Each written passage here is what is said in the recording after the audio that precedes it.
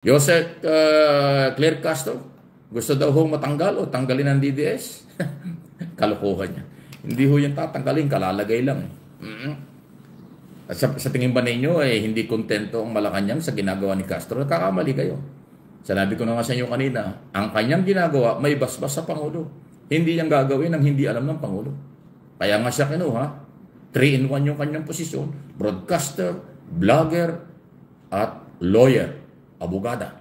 O, 3-in-1 yung kanyang pinanggalingan. Kaya alam na alam niya sa nagagaling ang fake news, paano harapin ang fake news, paano labanan ng fake news, paano i-depensa ang Pangulo dahil sa legal issue kasi abogada. O di, sa palagay nyo matatanggal yan? Hindi matatanggal yan. Kasi sinasabi ng iba, tanggalin daw, palitan daw. Ba, sino kayo? Para diktahan ng Pangulong palitan. Gusto nyo palitan si Castro dahil tinatamaan kayo? Ha? Dahil sinasagot kayo? Anong gusto nyo? Manahimik ang ating pamahalaan hanggang 2028? Bastusin nyo, laitin nyo, personalin nyo ang araw-araw? Gusto nyo baliwala lang? Manahimik din ang kampo ng Malacanang? Hindi po pwede yan. Kaya nga naglagay si Castro, siya yung magdidepensa. Ngayon, ang move nyo tanggalin kasi nasasaktan na kayo. Wala na kayong argumento. Pinipersonalin nyo yung babae. Alam nyo, ang mga taong pumapatol sa babae, baklain. Pero hindi lahat ng bakla ganon. Mga berde ang dugo ng mga pumapatol sa babae ng personal. Pero nirerespeto ko, maraming mga bakla. Ang matitino, professional, abogado, lahat matitino na Pilipino, magagaling. Hindi man nila ginusto o ginusto nila, yun ang kanilang kasarian.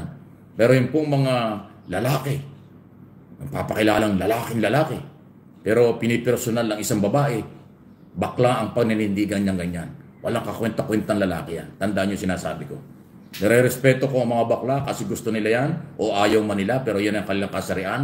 Pero yung pong tunay na lalaki, sinasabi ko yung tunay na lalaki, macho-macho ang dating. Pero pinapatulan, binabanatan ng personal ang babae katulad ni Jose Castro, yan ay higit pa sa bakla. Walang balls yan. Kasi bakit babae pipersonalin nyo? Ay nakakakita ko, may nagpo-forward sa akin ng mga video ng mga vloggers, kakapal ng mukha Ang tatapang magsalita at pinipersonal yung babae. Bakit yung pinipersonal ng babae? Wala na ba kayong argumento? Wala na ba kayong content? Wala na ba kayong topic? Bakit kailangan ng isang babaeng nagsasalita, nagtatanggol at may karapatan, inatasan ng Malacanang, pinipersonal nyo? Pati yung pagkatao niya, pagkababae niya, buhay niya, pinakikialaman nyo? Anong klase kayong mga lalaki? Lalaking mais kayo. Lalaking wala kakwenta-kwenta yung ganun. Okay? Di ba? Ayan. Sa totoo lang. Mga baklang walang kakwenta-kwenta lalaki kaya dating ko parang bakla. Pero hindi ko sinasabi ang mga bakla ay gano'n, hindi. Nire-respeto ko ang mga bakla. Mabuti pa yung mga bakla, may prinsipyo, may paninindigan, na nagtatrabaho ng matino, may respeto sa batas, may respeto sa ating gobyerno. Yun. Pero yung nagpapakabakla lang, nagbabakla-baklaan, or tunay na bakla, ayaw lumantad, pero pinipersonal si Claire, walang kakwenta-kwenta yan. Ang balls niya nasa kilikili. Wala sa pagitan ng hita. Tandaan niyo sinasabi ko. Ang mga lalaking personal na bumabanat sa babae, ang balls ng mga yan nasa kilikili. Wala sa pagitan ng dalawang hita. Saan nakakita ang balls nasa kilikili? Di ba? Nakakita na kayong lalaking ang balls nasa kilikili? Huwag kayong, pag nakita niyo yung, pag alam niyo gano'n ng lalaki niyan, huwag kayong, umiwas kayo sa daan. Baka mamaya, pag malapit ng masalubong kayo, biglang ibuka yung kilikili, makita niyo yung balls. Kaya po, pinapatanggal nila si Yusek Claire Castro sa PCO kasi nga po, hindi nila kaya ang aura nito. Hindi nila kaya ang talino nito. Hindi nila kaya ang professionalism nito. At lalong-lalong hindi nila kaya natibagin ang prinsipyo at paninindigan nito para sa ating Pangulong Bongbong Marcos. Well, ganito, bago ibang issue, tanong ko lang dahil ako'y naaawa na sa'yo. Hindi man kita kilala ng personal, pero naaawa na ako sa'yo. Binubugbog ka na kung sino-sino dyan. Parang, ang tingin ko, naiinggit ba sila dahil maganda ka kaysa kanila o matalino ka kaysa kanila? Ano ba talaga? Anong dating sa'yo nito? Paano mo tinatanggap yung mga, alam mo, araw ng kababaihan, month ng kababaihan? Dapat nirerespeto natin ang mga kababaihan. Pero bakit sila ay parang below the belt ang mga bata? Anong dating sa'yo nito at paano mo natatanggap ito, Yosek? Ang dating sa akin ito, Sir Mike, ano po, siguro epektibo ako. Yes. Kasi Good. kung hindi siguro nakakarating ang mensahe, hindi naman nila ako papansinin. So kung lahat sila ng tawagin nating anti-government o anti-PBBM at nasasaktan sila sa aking mga sinasiwalat dahil ito naman po ay may, kumbaga, may resibo. Hindi naman po tayo magsasalita dito ng wala tayong pinanghahawakan. Apektado siguro sila. So kung apektado po sila, mas matutuwa ako. Kung papansinin nila ako at ako'y aatakihin ng personal at hindi sa issue, ibig sabihin lamang po, wala silang panlaban sa aking binabatong issue. Correct. So, Nako. okay lang po sa akin. Ibato na lang na ibato yan. Hanggat binabato nila yan, ipinapakita lang natin sa taong bayan na sila ay fake news. Ayan, naku, napakaganda ng sagot mo dahil ako yun din ang aking paniniwala. Pag binabato ka, ibig sabihin may mabunga ka, tama yung ginagawa mo. Wala silang argumentong pantapat sa iyo dahil tama yung ginagawa mo. Ibig sabihin, ramdam nila ang epekto ng kailang ginagawang mali dahil nasa tamang direksyon ka. Di ba? Ganun ang dating eh. Kaya, sige, tuloy mo lang yan. Yung tapang mo, galing mo, kailangan ng mamamayang Pilipino. Saka Sir Mike, kung sabihin man nila, ang unang-unang tinawag nila sa akin, palengkera. Kasi parang lagi akong palaban. Sa akin po, welcome na welcome po, tawagin nila akong palengkera.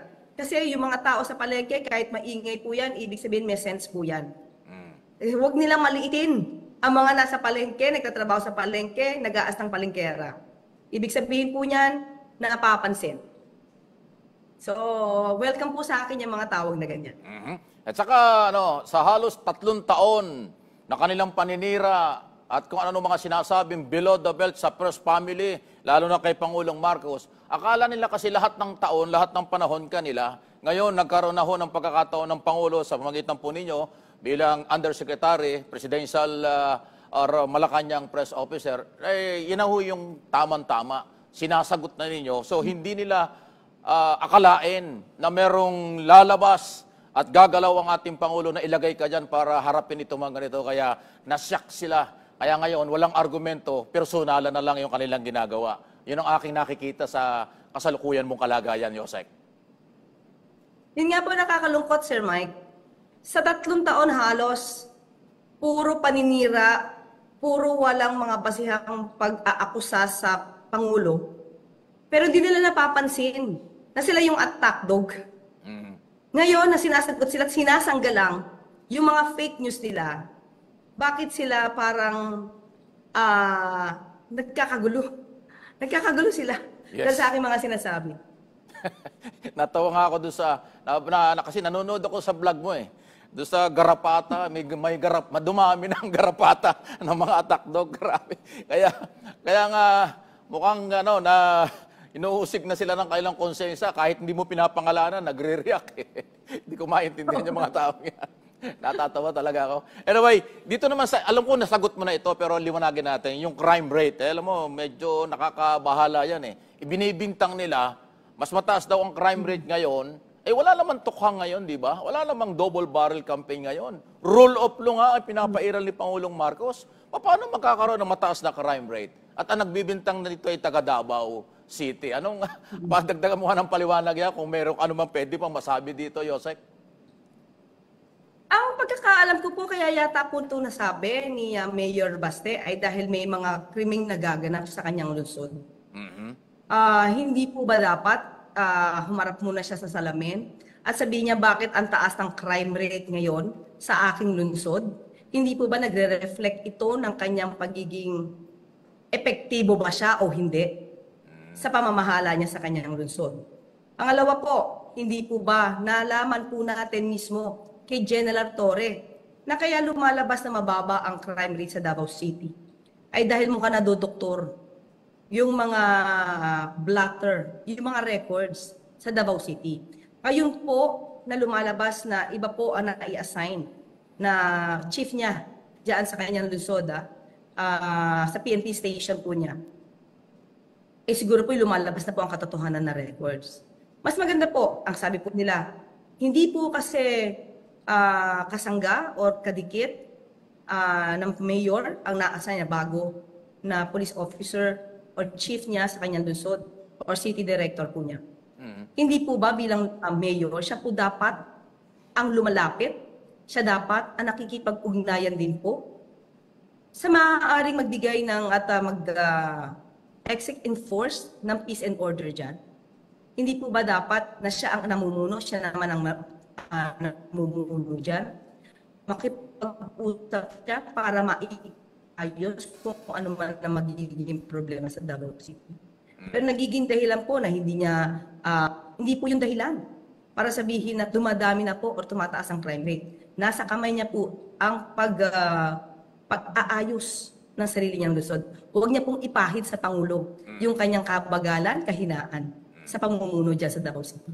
At saka, totoo po, correct. yung mga sinasabi po nila, lumalabas po na mind conditioning sa mga tao ito.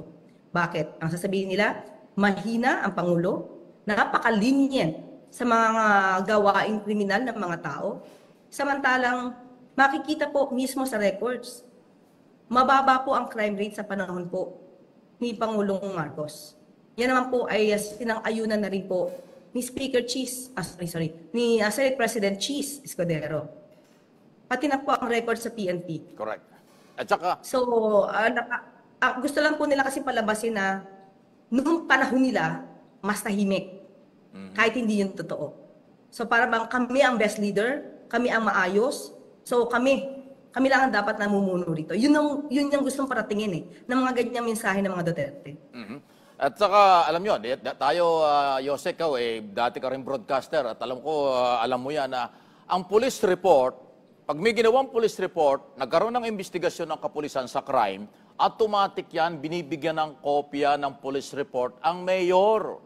Kasi siya yung chairman ng Peace and Order Council. So, hindi pwedeng hindi alam ng mayor ang nangyayari sa kanyang nasasakupan.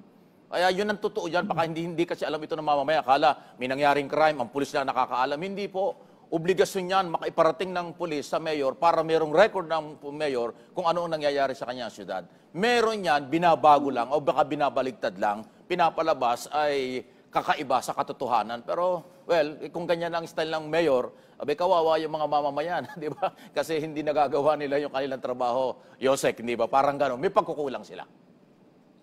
Hindi po dapat maging dahilan na hindi ko kabagang or hindi ko kaalyado yung bagong na-appoint na miyembro ngayon ng mga kapulisan dyan sa kanyang lungsod. Hindi po yan dahilan para humina ang kanyang pamumuno. Kaya po ba siya ay lumaban na lang na vice president at ang tatay niya ang mayor dahil hindi niya kaya? Yun lang naman ang tanong dyan. Kasi kung effective po siya na mayor, hindi po ba dapat ang tatay niya, pinagpapahinga niya na? Siya na lang talaga yung mamuno dahil siya yung pinakamagaling na mayor dapat ng Davao City ngayon. Yun na nga. Anyway, maiba naman tayo, Yosek. Ano po, dahil alam na rin ninyo ang nangyayari sa mundo. May iba yung galaw ni President Donald Trump. Marami ng mga bansang mukhang hindi kontento, lalo na ang kanilang kapitbahay na Canada, yung trade war. At saka yung problema doon sa Ukraine, Russia, ang European Union, iba rin ang posisyon. Alam ko may mga epekto sa atin yan, lalo na pagka oil product ang pinag-uusapan. Paano pinaghahandaan ng ating administrasyon under President Marcos ang mga epekto na pwedeng mangyari? Huwag naman sana, don't panic doon sa mga nanonood. Naitatanong lang ito, pinag-usapan lang para lang humapaghandaan natin yung pagtaas ng bilihin, pagtaas ng fuel, dahil nga po nagkakainitan ng bahagya ang malalaking mga bansa sa mundo. Yosek, please. Siyempre po, Sir Mike, ayaw naman po natin na magkaroon ng ganyan mga pangyayari at sitwasyon. Pero as of the moment, Sir Mike, yung mga ganyang foreign policy, hinahayaan po natin ang ating Foreign Affairs Secretary na siya tumugon po sa mga ganyang issue. Okay, good.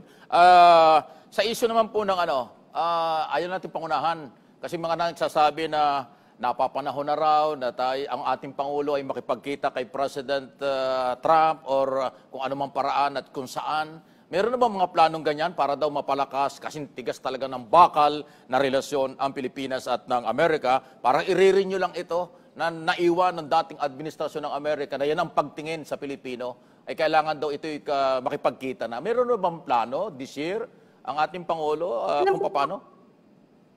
Yes po, meron pa po talaga pong plano. May intention po talaga magkaroon sila ng meeting po. Siguro po in an appropriate time lang po, hindi pa po ito napag-usapan kung kailan. Pero meron po, napag-usapan po yan. At sinasabi nga po natin, napapansin po natin na yung po, di ba, yung 330 million na dollars na supposed to be na ibibigay sa atin na tulong, hindi po yan, na-lift po yan or na-exempt po yan sa mga frozen fund support na ibibigay ng Amerika. So, dahil po dyan, yan po ay naipangako na po yan sa panahon pa lang po ni President Biden. At dahil ito po ay hindi na-exempt nga po na ma-freeze, no? Ng US, ibig sabihin lamang po nito ay maganda po ang relasyon ng Amerika at ng ating bansa. Okay. Ako, alam ko napaka-busy ka at hinihintay ka sa Malacanang siguro na Malacanang press corps. Baka meron kang mensahe, meron kang gustong iparating sa ating mga kababayan. Pero bago ang lahat, ako ay sumusuporta sa iyo at saludo ako sa tapang at talino mo at yung nasa puso mo ang ginagawa mo. Tama-tama, ituloy mo lang yan at ang mamamayan Pilipino na nababasa ko sa social media rin, halos lahat sa iyo o majority dito at sa abroad ay kakampi mo, kakampi ng ating Pangulo. Nasa iyo po ang pagkakataon, Yusek. Please. Actually, Sir Mike, ang hiling ko lang sa taong bayan, magdasal lang po tayo na maging maayos po ang sitwasyon natin sa Pilipinas. Hindi po natin kailangan ibagsak ang pamahalaan. Hindi po natin kailangan ibagsak ang Pangulo. Tuloy-tuloy lang po natin suportahan. Kasi kapag ka po minsan mga fake news ang nangyayari, napapangibabawan po kasi yung mga good news eh. Hindi po napapansin ng taong bayan kung ano yung maaari nilang makukuha na mga tulong mula sa pamahalaan. So dasal lang po tayo na itong mga fake news na ito ay malabanan po natin. Tulong-tulong po tayong sa pag-angat para sa bagong Pilipinas. Salamat po. Salamat, ma'am. Salamat, Yusek. Mabuhay po kayo at bagong Pilipinas talaga. Thank you po, ma'am. Thank you, Sir Mike. Thank you po. Mga kaibigan, natin pong napakinggan. Salamat sa oras pagkakataon. Undersecretary Claire Castro, ano po, lawyer, vlogger, broadcaster. Kaya nga ating lagi dinitingnan kasi yun ang kanyang pinanghugutan, pinagdaanan. Kaya alam na alam niya. Nulit ko yung sinabi ko kanina, saan nanggagaling ang fake news, sino ang gumagawa nito, ano ang layunin nito, alam niya yan. Kaya madali niya sagutin. Kaya lang yung iba ay pikon yung iba ay namimersonal. Naiinggit sila kasi maganda si Yusek, nakita mo naman yung dating. Ganda ng lunis ng mga mamamayang Pilipino sa buong Pilipinas dahil nadinig nila. May talino na maganda pa at direct to the point. Kung magsalita, ay yun na yun ang kailangan natin. Nasanay kasi sila na sila lang lagi ang nagsasalita ngayon hindi na pwede yan. Meron na pong opisyal na nagtatanggol at ipagtatanggol si Pangulong Marcos at ang ating administrasyon sa mga itinuturing kong makapili, mga traidor, walang seryosong pagmamahal sa bayan dahil meron silang political at personal interest lang. Kung sino man yan, iyak kayo. Bahala kayo sa buhay nyo. Diba, dire-diretso at napakaganda po ng tanungan, sagutan ni Sir Mike Abe at nito pong si Yusek Claire Castro. Alam niyo po kung bakit? Kasi parehas matalino ang nag-uusap, napakasarap panoorin. Kaya nga hindi ko nakinat, hindi na ako nagsalita doon sa gitna ng kanilang mga interview kasi nga po napakasarap panoorin Diba, kita niyo po, yan ang mga matatalinong Pilipino. Yan ang napakagandang interview. Bakit? Talagang marami kang mapupulot ng mga aral, marami kang mapupulot ng mga impormasyon, marami kang makukuha ng mga pagmamahal sa bayan, ng mga kasagutan ng ating Yusek Claire Castro. Diba? Kaya ako, sinusuportahan ko si Yusek Claire Castro kasi po, meron na po tayo ngayong tagapagtanggol mula mismo sa Malacanang. Matapang na sinasagot ang mga fake news ng mga DDEBs. At ito pong si Yusek Claire Castro ay professional. Abogada, broadcaster, vlogger. Alam niya ang kanyang ginagawa, alam niya ang kanyang trabaho. So yun lamang po, maraming salamat sa pagsama niyo dito sa aking vlog na ito. Maraming salamat sa kay Sir Mike Abe. Mike Abe Live po yan, video na yan. Maraming salamat po sa inyong napakagandang interview dito kay Yusek Claire Castro. Ayan, ingat po kayo, Mama Chup Chup. Love you, love you. God bless us all, Pilipinas. God first.